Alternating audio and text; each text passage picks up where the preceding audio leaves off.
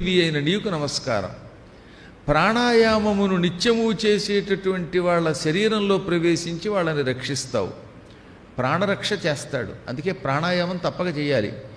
గాయత్రి మంత్రానికి ముందు, జపాన్ని చేసే ముందు దశ ప్రాణాయామం కృత్వా అని దేవీ భాగవతం అందుకే చెప్పింది. 10 సార్లు ప్రాణాయామం చేసి అప్పుడు గాయత్రి మంత్రాన్ని అనుష్ఠానం చేస్తే అప్పుడు ఆ జప ఫలితం తొందరగా వస్తుంది. కారణం ఈ ప్రాణాయామం చేసేవాడి యొక్క ప్రాణములలో ప్రాణాయామం జరుగుతున్నంతసేపు శివుడు వచ్చి కూర్చుంటాడు. అప్పుడు వీడే శివుడైపోతాడు. వీడు శివుడయ్యాడు గనక శివుణ్ణి అర్చించడానికి అర్హుడవుతాడు. నా రుద్రో రుద్రమర్చయేత్, అరుద్ర రుద్రుడు కానివాడు నా రుద్రం అర్చయేత్, రుద్రుని అర్చించరాదు అని వేదం చెబుతున్నది. రుద్రుడై రుద్రుణ్ణి అర్చించాలి అంటే అర్థం ఏమిటి?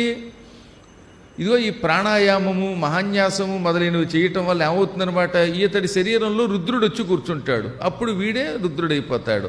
అందున 10 సార్లు ప్రాణాయామం చేస్తే వాడు పూర్తిగా శివుడైపోతాడు అని సూత సంహిత చెబుతోంది 6వ అధ్యాయం. అందువల్ల తప్పనిసరిగా ప్రాణాయామం చేయాలి. ప్రాణాయామం అంటే అన్నీ హత్యం తుమ్మడం కాదు, దానికి చాలా ప్రక్రియలు ఉన్నాయి.